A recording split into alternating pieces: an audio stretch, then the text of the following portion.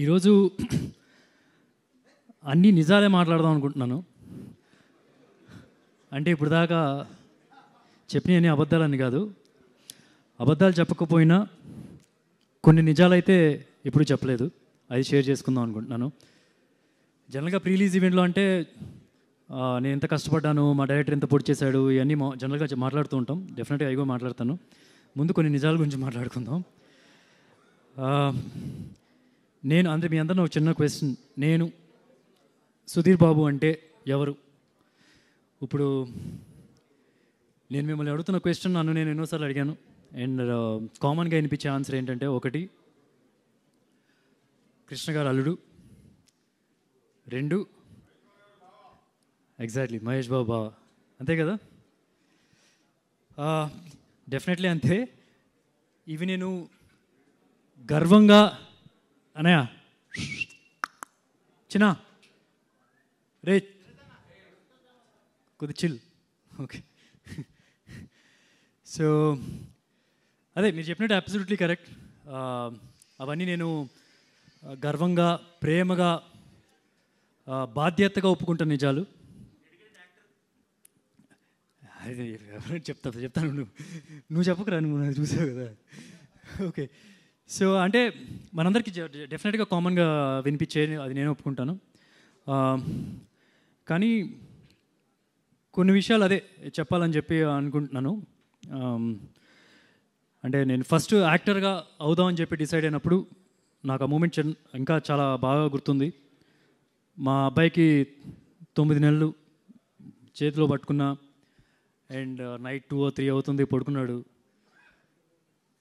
అప్పుడు ఆ మూమెంట్ గుర్తెచ్చుకుంటుంటే ఇప్పటికీ భయం వేస్తుంది. ఏంటంటే యాక్టర్గా నేను అవ్వాలన్న కోరికని పర్మనెంట్గా చంపేద్దాం అనుకున్నాను. కోరిక ఎంత బలంగా ఉందో రెస్పాన్సిబిలిటీ, బాధ్యత కూడా అంతే బలంగా ఉంది. అంటే యాక్టర్గా నేను సక్సెస్ అవుతానా, నా గోల్ రీచ్ అవుతానా, నా టైం ఉందా, నా లేట్ అయిపోయినా, నా బస్ మిస్ అయిపోయినా యాక్సెప్ట్ చేస్తారా? దానికి తోడు మీరందరూ ఈ ఫ్యామిలీ మీద చూపిస్తున్న ప్రేమ, అది 1% తగ్గినా సరే చాలా పెద్ద తప్పు చేసినట్టుగా ఫీల్ అవుతాను. కాకపోతే నేను మొండోడిని, ఒక స్పోర్ట్స్ పర్సన్ని.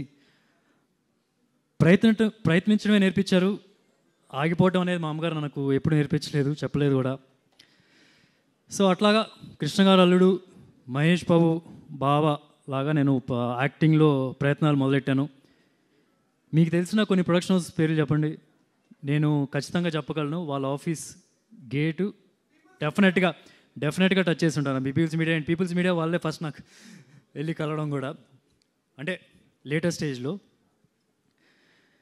సో ఇందులో ఉంది, ప్రతి ఒక్కరు చేసేదే కదా, ప్రతి ఒక్క ఆఫీస్కి వెళ్తారు కదా అని చెప్పి మీరు అందరూ అనుకుంటూ ఉండొచ్చు. డెఫినెట్గా నేను కూడా అదే చేశాను.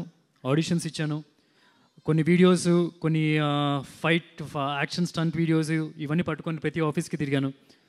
అలా వెళ్ళిన ప్రతి ఆఫీస్కి నాకు కుర్చీ వేసి మాట్లాడి ఒక కాఫీ ఇచ్చి దాని తర్వాత నువ్వు చెప్పేవాళ్ళు. అంటే పాపం కొందరికి ఆ మాత్రం కూడా రాదు, అంటే గేట్ దగ్గర నువ్వు చెప్తారేమో. నేను చెప్పాల్సింది ఏమనుకుంటున్నానంటే, నాకు దొరికింది ఒక ఎక్స్ట్రా కాఫీ అంతే. సో ప్రత్యేకంగా ఏది నేను అడ్వాంటేజ్ తీసుకోలేదు. So that's what it is. అంటే ఇప్పుడు ఫిలింనగర్లో కష్టాలు నాకు తెలియకపోవచ్చు, కృష్ణానగర్లో కష్టాలు నాకు తెలియకపోవచ్చు, కానీ ఫిలింనగర్లో ఉండే బాధలు నాకు తెలుసు. ఒక పూట తిండి లేకపోవడం ఎలా ఉంటుందో నాకు తెలియకపోవచ్చు, కానీ కళ్ళెదురుగా తిండి ఉండి నిరాశతో తినలేకపోవడం, ముద్ద దిగకపోవడం, అది ఎలా ఉంటుందో నాకు తెలుసు. బస్సులో ట్రావెల్ చేసి నేను అవకాశాల కోసం తిరిగి ఉండకపోవచ్చు, కానీ కార్లో కూర్చొని ఎడడం ఏంటో నాకు తెలుసు. సో ఇప్పుడు నేను ఇవన్నీ నేను ఎందుకు చెప్తున్నా అంటే, ఇప్పుడు ఒక సింపతి కోసం చెప్పట్లేదు. ఎందుకంటే సింపతి కోసం అయితే నా మొదటి సినిమా అప్పుడే చెప్పుండేవాడిని. ఇంత దూరం వచ్చాక, ఇంత చేశాక ఎంతో కొంత నేనంటే ఇష్టం పెంచుకున్న తర్వాత ఇప్పుడు సింపతి కార్డ్ ప్లే చేయాల్సిన అవసరం లేదు. సింపతి కాదు, నాకు కావాల్సింది లవ్ అండ్ రెస్పెక్ట్. నాకు తెలుసు ఇందాక నుంచి చాలా అరుపులు వినిపిస్తున్నాయి, కేకలు, చప్పట్లు, అవన్నీ మహేష్ కోసం నాకు తెలుసు. అది కొందరు ఇక్కడ సుధీర్ బాబు అని కూడా అనిచ్చారు, అది తెలుసు. మహేష్ మీద ఉన్న ప్రేమతోనే ఇక్కడికి వచ్చారు. ఆ ప్రేమతో నన్ను అన్నారు కూడా. Thank you so much. కానీ మీ అందరిలో ఎక్కడో ఒకడు, మేబీ మీరే అయ్యుండొచ్చేమో, నా కోసం ఏదో ఒక మూల నుంచి చప్పట్లు కొడుతున్నాడు, నా కోసం వచ్చాడు.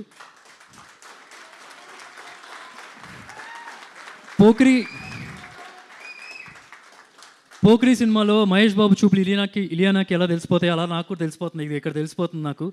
ఎక్కడో ఒకటిద్దరు ఉన్నాడు నా కోసం. Thank you. ఓకే, మీ అందరి కోసం నేను ఫుల్గా కష్టపడతా, కానీ ఒక్కడి కోసం ప్రాణం పెట్టేస్తా. ఇప్పుడు నేను ఇది చెప్పడం కొంతమంది ఇంకా అప్రూవ్ చేయకపోవచ్చు. No problem, that's okay. ఇంటికి పోతా, నిద్రపోతా, పొద్దున్నే లేచి మళ్ళీ కష్టపడడం మొదలెడతా. ఇదే సినిమా జటాధర సినిమాలో ఒక డైలాగ్ ఉంది, గెలిచేదాకా పోరాడాలి నాన్న, లేదా చచ్చేదాకా పోరాడాలి. ఇది ఈ సినిమాలో డైలాగ్ ఉంటుంది. ఆ సినిమాలో వేరే కాంటెక్స్ట్లో యూజ్ చేసాం, కానీ ఈ సినిమాలో నా రియల్ లైఫ్లో కూడా ఇది యూజ్ అవుతుంది. సో అదే నేను చేస్తున్నాను. ఆ ఒక్కడిని మల్టిప్లై చేయడానికి ట్రై చేస్తూ ఉంటాను. అదే నా ప్రయత్నం. అండ్ ఒక్క సినిమా అవకాశం చాలరా అనుకున్నప్పుడు 20 సినిమాలు చేశాను. దానిలో హిట్లు ఉన్నాయి, ఫ్లాప్లు ఉన్నాయి. ఫస్ట్ సినిమా అప్పుడు వాయిస్ బాగాలేదన్నారు. ప్రతిరోజు ఒక గంట సేపు అయినా సరే వాయిస్ కల్చర్ ట్రైనింగ్ చేస్తూ ఉన్నాను. సంవత్సరాలు చేస్తూనే ఉన్నాను. ఇప్పుడైనా సరే డబ్బింగ్ ఉన్నప్పుడు నేను చేస్తూనే ఉంటాను. అరే వీడు మాట్లాడితే చొక్కా తీస్తాడు, బాడీ చూపిస్తాడు అని చెప్పి అందరూ అన్నారు. సమ్మోహన్ లాంటి సినిమా చేశాను, లవ్ స్టోరీ, మంచి హిట్ అయింది. కానీ దాని తర్వాత కూడా సాఫ్ట్ సినిమాలకి సూట్ అవుతాడు అని చెప్పి ఆ కైండ్ ఆఫ్ మాటలు కూడా వచ్చినాయి. లాంటి సినిమా చేశాను. అన్ని సినిమాలు అర్బన్ బేస్డ్ క్యారెక్టర్లే చేశాడు, దానికే సూట్ అవుతాడు అని చెప్పి అన్నారు. శ్రీదేవి సోడా సెంటర్ లాంటి మా సినిమా చేశాను. బాలీవుడ్ వెళ్ళాను, విలన్గా చేశాను. అంటే మన ప్రొడ్యూసర్లు అయినా కప్పు కాఫీ ఇచ్చారు, అక్కడికి వెళ్తే కాఫీ కూడా దొరుకుతలేదని భయపడ్డాను యాక్చువల్లీ. బట్ హ్యాపీ, బాగా చూసుకున్నారు. సో ఇప్పుడు 20 సినిమాల్లో హిట్ కారణం నా కష్టం, ఫెయిల్యూర్ కారణం అది కూడా, ఫ్లాప్ కారణం కూడా అది నా ఫెయిల్యూరే. ఏ ఒక్కరోజు మహేష్ నాకు హెల్ప్ చేయడానికి రెడీగా ఉన్నా సరే, ఏ ఒక్కరోజు నేను వెళ్ళి నాకు ఒక సినిమాకి రికమెండ్ చేయండి, నాకు ఒక పాత్రను రికమెండ్ చేయండి, ఏ రోజు నేను వెళ్ళలేదు. ఏ ఒక్క ప్రొడ్యూసర్ని ఒక రూపాయి కూడా ఎక్కువ అడగలేదు. ఏ డైరెక్టర్ని ఒక ఫైట్ పెట్టండి, ఒక డాన్స్ పెట్టండి నేను పుష్ చేయలేదు. ఎందుకంటే నాకు వాళ్ళని బాధ పెట్టడం ఇష్టం లేదు. ఎందుకంటే నాకు తెలుసు అవకాశం విలువ ఏంటి అనేది.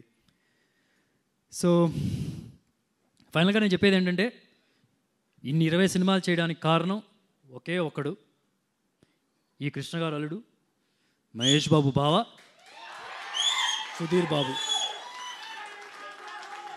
ఎందుకో చెప్పాలనిపించింది. కొన్ని ఇంటర్వ్యూల్లో అందరూ నెపోకేటు అని చెప్పి అంటున్నారు. ఏం లేదు బాబాయ్, అట్లాంటిది ఏం లేదు అసలు. అది ఫ్రాంక్గా చెప్తున్నాను, అట్లాంటిది ఏం లేదు. సో అందుకని మనస్ఫూర్తిగా చెప్పాలనిపించింది. So I just blurt it out.